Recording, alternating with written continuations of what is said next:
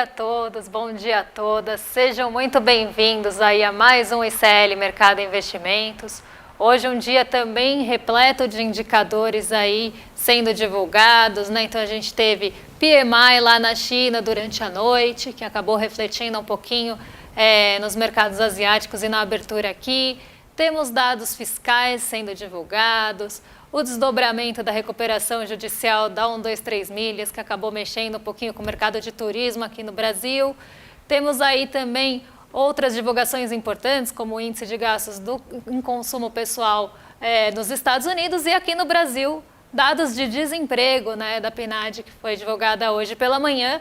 Então hoje é um dia com bastantes indicadores, com muita coisa para a gente discutir aqui com vocês, mas antes... Bom dia, André, tudo bem com você? Bom dia, Débora, bom dia a todos os nossos telespectadores aí. Um dia repleto de dados aí para a gente analisar. A gente tem a PNAD, que mostrou um cenário bem favorável aqui à economia brasileira. Vamos discutir um pouco a desoneração de folha aí, que foi uma derrota aí do Ministério da Fazenda e que pode atrapalhar ainda um pouco mais a questão da reforma tributária aí, que o IVA deve acabar subindo um pouquinho, mas a gente já comenta sobre isso. Temos os resultados fiscais também mostrando aí que a gente vai precisar aumentar pelo menos a arrecadação ou fazer alguns certos cortes de gastos, mas a gente vai ter bastante tempo, meia hora aí, para a gente discutir tudo isso. E vamos começar então falando aí dos mercados lá de fora, da Ásia, dos Estados Unidos. Notícia no nosso site, né, que a gente sempre começa mostrando aí, né, o que agora já até divulgou o PCI, né, então, mas você tem então que as bolsas então abriram mais ou menos assim em instabilidade. Como que está aí o setor aí externo aí, Débora? Como que estamos aí no mundo? Bom, um dia hoje de mercados mistos, tá? Desde a abertura da Ásia, do fechamento da Ásia, né? Porque a gente teve uma diferenciação aí de movimentação, uma diferenciação de impacto. Nos Estados Unidos, ontem, saiu mais um resultado de dados de emprego, dessa vez de criação de vagas no setor privado, que é o ADP. E ele também ficou abaixo do esperado. Esse indicador acabou ficando com um número menor do que o mercado projetou, e isso reforçou ainda mais aquela expectativa de que o Fed vá pausar, né, os seus juros mais cedo e começar o corte também mais cedo em 2024, no ano que vem. Para esse ano ainda não é esperado o corte. O Banco Central e o próprio presidente Jerome Powell já falou bastante sobre isso, né? Tanto os dirigentes falaram como o Jerome Powell, todos têm sinalizado na mesma direção. Então aqui a gente vê que essa expectativa por pausa em setembro no aperto monetário dos Estados Unidos já está quase certa, pelo menos mais de 90%, na verdade, do mercado já espera essa pausa e esse corte vindo mais cedo em 2024. Então isso trouxe um sentimento misto para a Ásia, né? Então o Nikkei 225, por exemplo, que é uma bolsa mais ligada a movimentos nos Estados Unidos, que acaba tendo esse impacto um pouco maior, essa influência um pouco maior, ficou positiva hoje. Então a gente viu a bolsa lá de Tóquio positiva, mas a gente viu o Xangai Composto cair, mesmo num dia que o PMI chinês surpreendeu. Na verdade, ele não surpreendeu, ele veio acima até do esperado, teve uma pequena expansão, então a gente viu principalmente o industrial puxando esse índice para cima, né? Para quem não teve essa explicação em outros momentos, o PMI composto, ele é um indicador que vai ter ali uma mistura dos dados dos serviços e da indústria, e o PMI industrial mede a indústria, enquanto o PMI individual de serviços mede o setor de serviços e o ritmo da atividade nos países. Então a gente teve uma alta no PMI industrial, isso puxou o PMI composto para cima e ficou inclusive acima do esperado, né? Ficou próximo ao esperado, mas acima. Só que o mercado não se empolgou com isso, né? O mercado acabou ficando até um pouco decepcionado, mesmo com a surpresa positiva, eles queriam mais. Como a gente já falou aqui mais de uma vez, em várias ocasiões, o mercado espera muito esse aquecimento, essa volta da atividade econômica chinesa, porque tem uma dependência global, né, dessa atividade e principalmente desse setor industrial puxando aí, no nosso caso, a parte de importação de commodities, no nosso caso seria exportação, mas importação do lado da China. Então, aqui a gente vê que tem essa cobrança quase, essa expectativa muito grande do mercado por essa aceleração da China, que está ocorrendo paulatinamente, ela está dando passinhos ainda, mesmo com a reabertura esse ano. Então, por mais que o PMI, que é o Índice de Gerente de Compras em português, tenha ficado acima do esperado e tenha mostrado expansão das atividades lá na China, o mercado queria mais. Então, o Xangai Composto caiu hoje, o Hang Seng também caiu, mas o Nikkei ficou positivo por conta dos Estados Unidos. Então, por isso que eu falei, sentimentos mistos, Parte vindo lá dos Estados Unidos, um sentimento mais positivo, e parte vinda da própria Ásia, com essa expectativa por mais da China. Então, a gente vê sempre essa sede de dados melhores vindos da China, e isso acabou impactando um pouquinho aí os mercados de uma forma geral. Beleza, Débora. Então vamos agora para o Brasil, que hoje o Brasil divulgou uma série de dados, está bem acelerado, a questão do Brasil, Vamos começar então pelo mercado de trabalho brasileiro, A PNAD foi divulgada, a gente tem a matéria no nosso site para vocês verem com mais detalhes, inclusive, fazer uma leitura mais tranquila, mostrando aí como que a PNAD se desenvolveu e tudo mais, Então a gente até mostrou aqui, montamos aqui para vocês uma primeira tabela, um primeiro infográfico, para mostrar basicamente o que aconteceu aí, os principais dados da PNAD nesse trimestre encerrado agora aqui em julho, A gente teve que a taxa de desemprego ou de desocupação, ela caiu para 7,9%, ela estava em 8% no último mês, no trimestre encerrado em junho. Então você teve uma melhora, uma queda no desemprego aí nesse período. Você tem que a taxa de subutilização também caiu. Ela estava em 18%, ela está agora em 17,8%. O que é a taxa de subutilização? São pessoas que gostariam de trabalhar mais, mas não conseguem, porque elas trabalham ou menos horas do que elas gostariam, ou elas trabalham em menos empregos do que elas gostariam. Então, são pessoas que gostariam de, por exemplo, trabalhar 8 horas com carteira assinada e tudo mais. Mas elas só conseguem trabalhar 4 horas como informal. Então, são essas pessoas que estão dentro do mercado de trabalho, mas não conseguem trabalhar a quantidade de horas necessárias, ou seja, recebem rendas menores do que pessoas que estão formalizadas, que estão no mercado de trabalho de fato aí de uma maneira mais completa, Então você tem agora que 17,8% das pessoas que estão no mercado de trabalho continuam subutilizadas, mas é um número que já caiu consideravelmente. Lembrando que a gente chegou a ter 25% desse valor aí durante o período da pandemia, inclusive, para vocês verem aí como que era a situação.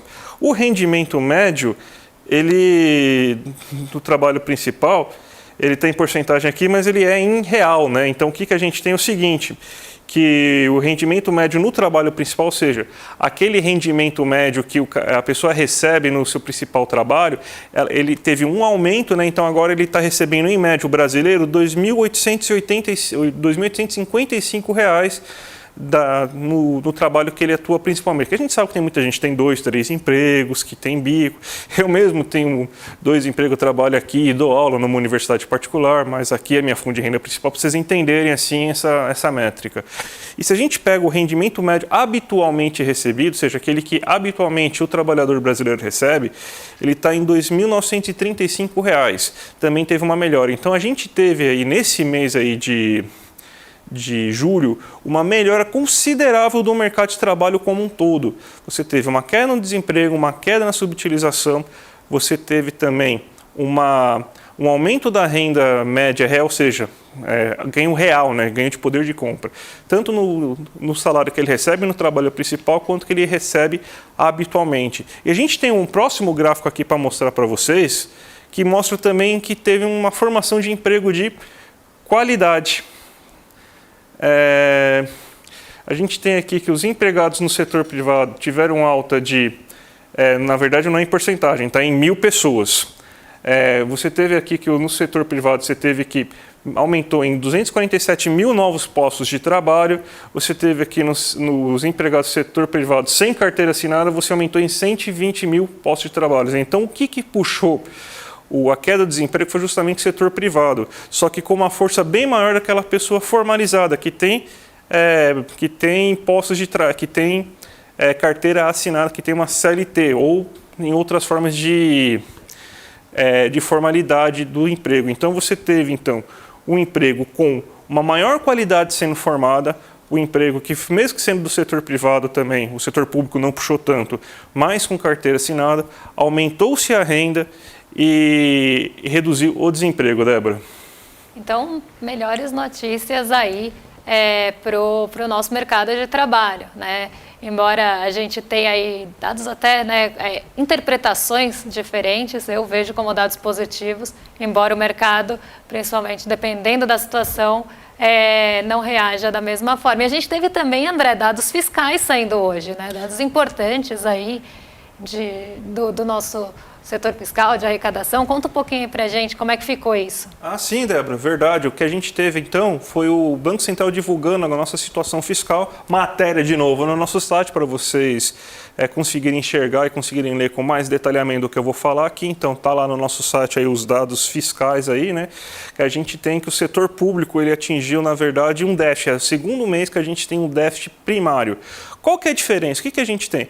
Déficit, você tem as contas primárias, que você tem, que geralmente são os gastos reais da economia, então o gasto com saúde, educação, o gasto com infraestrutura e tudo mais. Então você tem receitas e gastos em relação a tudo isso. A gente estava com superavitário, só que daí nos últimos 2 meses a gente caiu. E você tem os gastos nominais, aqueles que entram à conta de juros. Aí, historicamente, a gente sempre é negativo, a gente tem mais ou menos uma média de 6 a 8% de déficit nominal nas contas públicas, né? Mas, estranhamente, o mercado só olha o setor primário na hora de fazer sua análise e na hora de criticar o governo, né?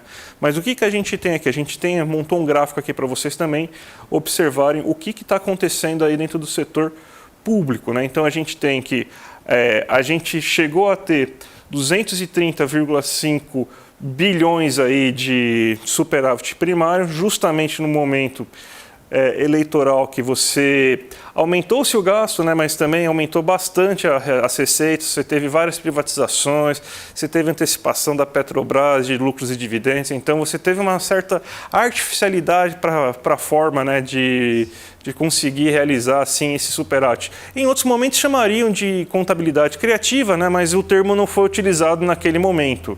Então, naturalmente, a gente teria já uma queda de receita que já estava esperada, né? Então, provavelmente a gente entraria em déficit, tanto que a gente se espera que o déficit seja em torno de 0,5% do PIB. Então, a gente já entrou em déficit, né? Desde o último mês, a gente estava em 0,24% do PIB de déficit, aumentou para 0,78% e o objetivo é que no final do ano a gente chegue num déficit de 0,5% do PIB. Então, a gente vai ter, então, que fazer alguma coisa, ou aumento de receitas ou redução dos gastos.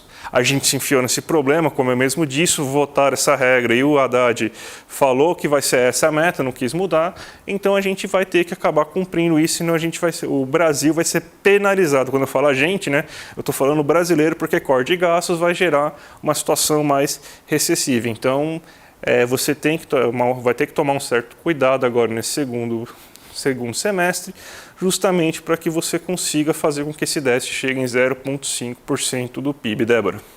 Muito bom. E a gente tem também, né, um assunto aqui para trazer para vocês, né, em relação aí ao que aconteceu ontem, desdobramentos daquela recuperação judicial da 123 milhas que a gente explicou aí para vocês, né, e até trouxe alguns pontos, como as pessoas que vão ser afetadas, não só as que compraram pacotes estão sendo afetadas por essa recuperação e por todo o desdobramento depois do cancelamento dos pacotes, mas também as pessoas que perderam seus empregos, né, a gente teve demissão em massa na companhia, mas vamos ver como o mercado reagiu a isso, né? Quando a gente vê o pensamento do mercado, e a gente falou disso ontem, né? O mercado ele olha com um olhar muito frio, né? Ele não está se importando se as pessoas perderam seus empregos ou se as pessoas vão deixar de viajar. O mercado simplesmente olhou para a recuperação judicial da 123 milhas e começou a ver onde ele poderia ganhar com isso, né? E ontem a gente teve uma alta muito expressiva, né, que hoje, inclusive, está entre as maiores quedas, como vocês podem ver aí na tela, uma alta muito expressiva das ações da CVC, que vinham sofrendo muito, né, nos últimos meses e nas últimas sessões como um todo. Porque a CVC também é ligada ao turismo, sofreu demais durante a pandemia. E aí, ela é mais sensível a dólar, então quando a gente tem momentos de dólar mais baixo aqui para a gente, então é um patamar de dólar menor, ela acaba se favorecendo. E quando a gente tem patamares de dólar maiores, ela vai se desfavorecer. Então ela vai na direção contrária, né? Ela tem essa correlação negativa que a gente chama em relação a dólar. E ontem foi um dia que o dólar não fechou em queda, mas a CVC subiu 18%. Né? Foi algo bastante atípico. Ela já é uma ação que sofre, às vezes, um pouco de especulação, porque ela pode aparecer entre maiores altas e maiores quedas, e o mercado gosta desse tipo de ativo para tentar ganhar nessa diferença. Né? E aí a gente viu que ontem foi até um movimento meio atípico da CVC. E muita gente até questionou, chegou a dúvidas para mim, o que está acontecendo com a CVC? E foi justamente isso. Né? Depois que a gente começou a ver esse movimento de recuperação judicial da 1, 2, 3 milhas, o mercado começou a ver uma oportunidade na CVC dela se reerguer. Então, como eu falei, um olhar muito frio, né? E tentando extrair o máximo ali de ganho de curto prazo, principalmente em cima desse tipo de ativo. E aí a ação subiu 18% porque o mercado começou a entender que a CVC tem chance de absorver os clientes que foram ali, não só prejudicados, mas os clientes que a 1, 2, 3 milhas tinham. Né? Então, a ideia é justamente, a 1, 2, 3 milhas vai começar a ter problemas, as pessoas não vão mais confiar, então a CVC pode crescer absorvendo essa parcela de clientes. Então, começou a ter uma demanda muito grande por essa ação e ela subiu 18%. Como toda ação que sobe muito, no dia seguinte ela tende a sofrer um ajuste porque as pessoas vendem. Né? Então, hoje ela está entre as maiores quedas, aí, com 7,58% de queda, justamente porque as pessoas atingiram o patamar de ganho que elas queriam e vão sair da mesma forma que entraram, de uma forma especulativa. Né? Então, ela já sofre esse tipo de ataque e ontem foi em massa. Né? As pessoas entraram na CVC para tentar ganhar no curto prazo e sair, sem nenhuma preocupação com as pessoas que foram demitidas na outra companhia, sem nenhuma preocupação com as pessoas que foram prejudicadas na outra companhia e também sem nenhuma preocupação em especular com ações da CVC. Então a gente vê que o mercado ele tem esse olhar e a gente tem que entender como ele olha para esses setores e para essas, falam oportunidades, mas eu não gosto nem de chamar assim, né, para esses quase desvios, né, de comportamento do ativo. Né, eles vão buscar um ganho ali nessas distorções, inclusive, que a gente chama no mercado, entre um preço ali que se esperava e que acontece num curtíssimo prazo. E aí é um dinheiro que entra sem nenhum compromisso de fomentar a empresa, tá, gente? É só para ganhar no curto prazo, André. E, Débora, parece que ontem o estagiário errou, é isso mesmo? O estagiário da Ambima apertou um botão errado no Excel, mandou para todo mundo aí que pautou notícia ontem falando que já começou a ter fuga de capital aí por causa da taxação aí dos bilionários. Lembrando, você que tem um Jeep Renegade, você não é bilionário e você não vai ser taxado. Então parece que o estagiário da Ambima deu uma errada lá e falou assim, teve fuga, mas hoje não, foi mal, estava doidão. Na verdade teve entrada. É isso mesmo, Débora? Foi isso mesmo. Né? Eles soltaram uma nota falando que tinha saído 71 bilhões de reais dos fundos exclusivos desde o começo do ano até julho. Né? Isso repercutiu demais, saiu em grandes veículos e aí o estrago já estava feito.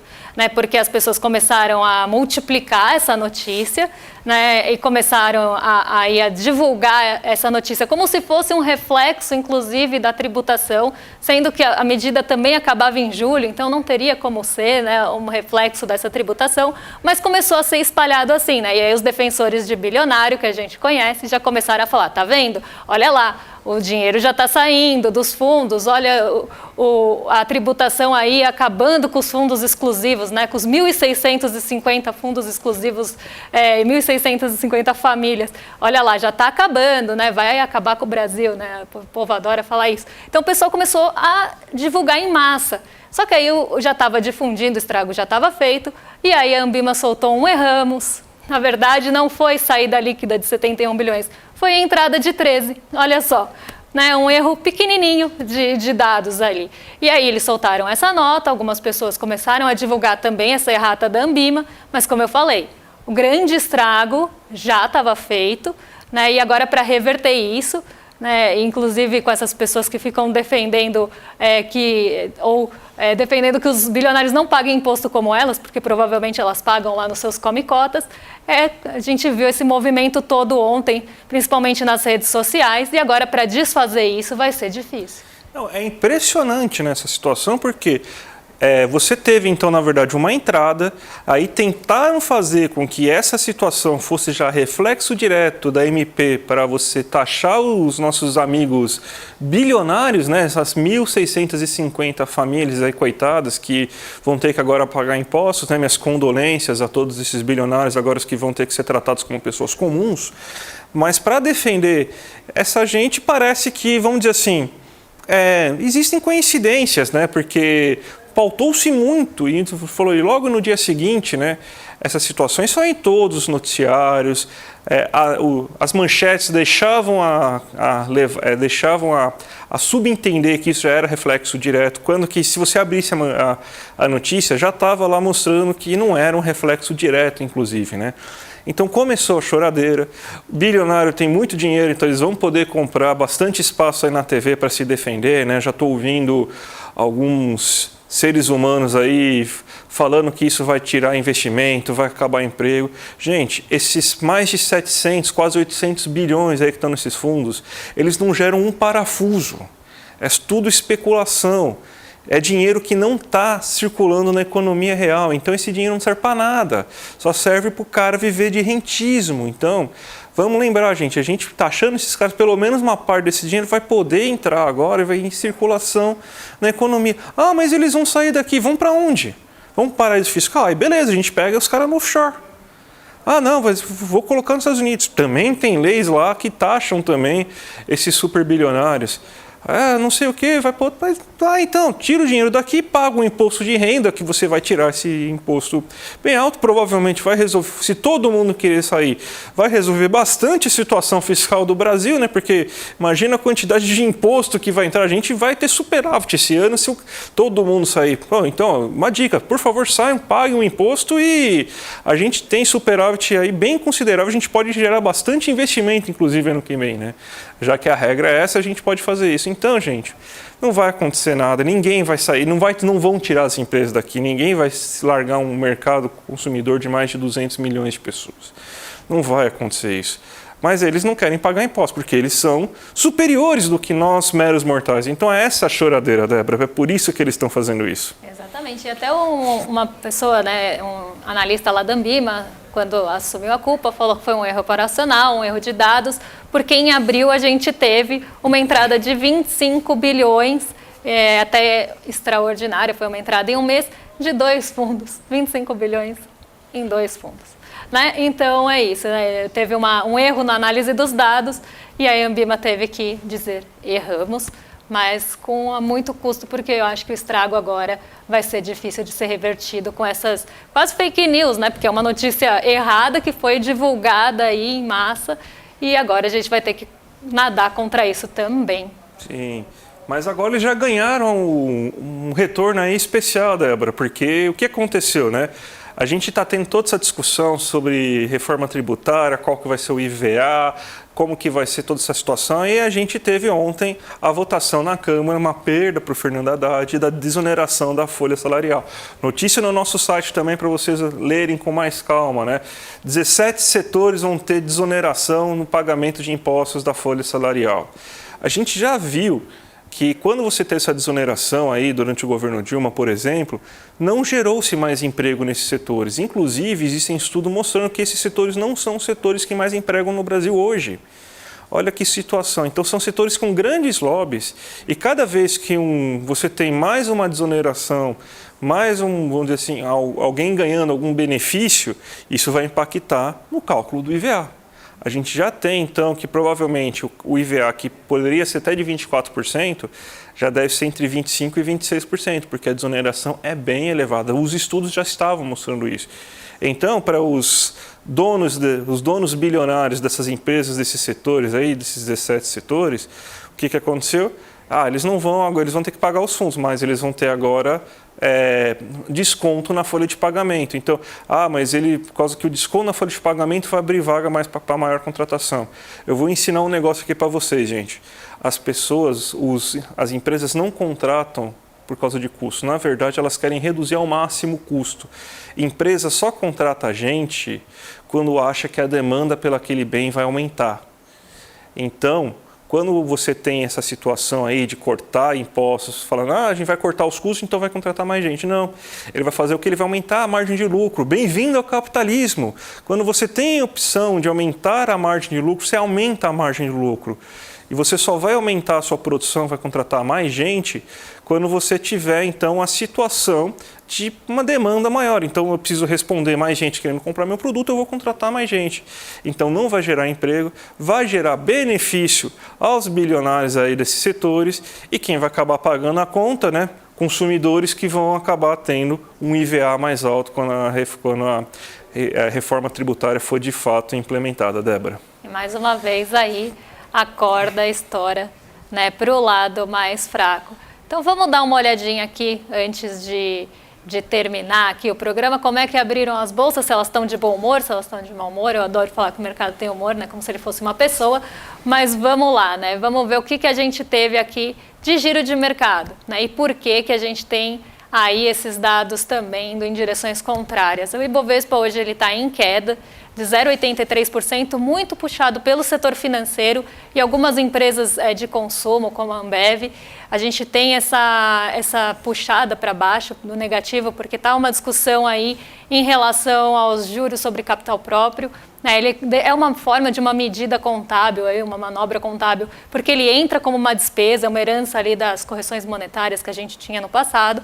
Ele entra como despesa e aí ele diminui ali a base, inclusive, de imposto, né? Porque ele entra como despesa, então vai diminuir essa base tributária. Então, está uma discussão em relação aos juros sobre capital próprio, se eles continuam ou não. Algumas empresas são mais favorecidas pelos juros sobre capital próprio, outras menos.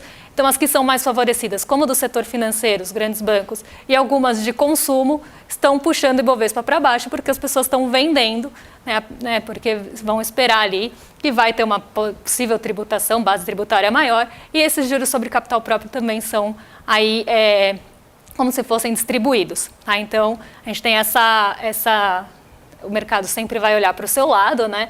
Então sempre vai defender seus interesses, então essa puxada para baixo aí desses setores. Nasdaq e S&P positivos hoje, porque saiu o dado que o Fed gosta lá nos Estados Unidos, o PCI. Ele ficou bem em linha com o esperado, tanto no mensal como no anual, então não teve grande surpresa e isso vai apoiar também aquela manutenção de juros pelo Banco Central e aquele possível corte, né, em linha com tudo que a gente já falou. Então, mais um indicador aí que reforça esse sentimento. Né? E amanhã temos payroll, bastante expectativa por ele também. Né? O dólar sobe hoje, né, justamente por conta da nossa bolsa, né, e até era esperado que o dólar caísse frente a seus pares por conta do PCI apoiar, né, essa expectativa de juros mais baixos por lá, mas ele está em leve alta aí, na verdade uma alta moderada de 0,53 por uma questão de ajuste. Né? O petróleo Brent continua em alta, dando sequência a essa trajetória, então o setor de materiais básicos deve se favorecer. A gente viu a Vale, inclusive, puxando bastante o Ibovespa, né? Na verdade diminuindo a queda, né? Puxando a parte positiva por conta das commodities. Então a gente tem petróleo em alta e também minério de ferro em alta, então isso deve impactar aí um pouquinho a nossa bolsa, diminuir pelo menos as perdas, né? E vamos aí acompanhar o restante do dia para ver se esse cenário se firma, né? Ou se a gente tem alguma mudança aí no meio do caminho. Mas de indicadores, né, que iam ser divulgados, eles já foram, então o impacto que a gente está vendo já é reflexo disso. Perfeito, Débora. Então vamos encerrando o dia por hoje. Queria agradecer a presença de todo mundo que acompanhou a gente durante essa meia hora e já chamar vocês aí para algumas aulas que a gente vai ter hoje. Primeira aula da Marilene Chauí. Lembrando novamente, procurem aí o que a Marilene Chauí acha da classe média, né? Então procurem e já se inscrevam aqui no link que se encontram aqui abaixo, né? icl.com.br/mercado. Imperdível, mais de 200 mil pessoas já estão inscritas, então vá lá e se inscreve hoje para essa super aula com o Eduardo Moreira e Marilene Chauí. E lembrando também, continuem com a gente, já estamos com a CPI passando aí e logo mais à noite, às 6 horas da noite, a gente tem o ICL Notícias 2 com o Chico Sá, Chico Pinheiro e também com a Gabi Varela. Imperdível, repercutindo tudo o que aconteceu durante o dia, o que aconteceu durante a CPI também. Tem os Bolsonaros hoje estão falando também lá para a Polícia Federal, então vai ter repercussão sobre tudo isso. E logo depois, o Sinapse também, com a grande Robertinha Garcia, está feliz também, mas preocupada que a gente vai pegar o Boca e com o César Caleron também. Então, gente, siga aí o dia aí com o ICL, com o ICL aí, que vai ser uma grande programação, Débora. E não esquecendo da aula, e amanhã estamos de volta, né? Desde as 7 da manhã, com o Desperta, o ICL primeira edição. Temos ainda o Em Detalhes e aí às 11 horas aqui com a gente para mais uma meia hora para a gente falar de mercado, de investimentos, de economia e aí passar por todos esses assuntos. Amanhã é dia importante, porque amanhã tem payroll e PIB, né? Então vamos ter assunto aqui para falar com vocês. Até amanhã e muito obrigada por quem ficou aqui com a gente. Até mais, gente. Tchau, tchau. Confira a programação desta quinta-feira do Instituto Conhecimento Liberta. 13h, como montar bancos comunitários com o professor Hamilton Rocha. E adolescentes e crianças online, como formá-los para o amanhã, com Nara Helena. Às 15h, Megacidades e Espaço no Mundo Contemporâneo, com Jorge Mário Jauregui.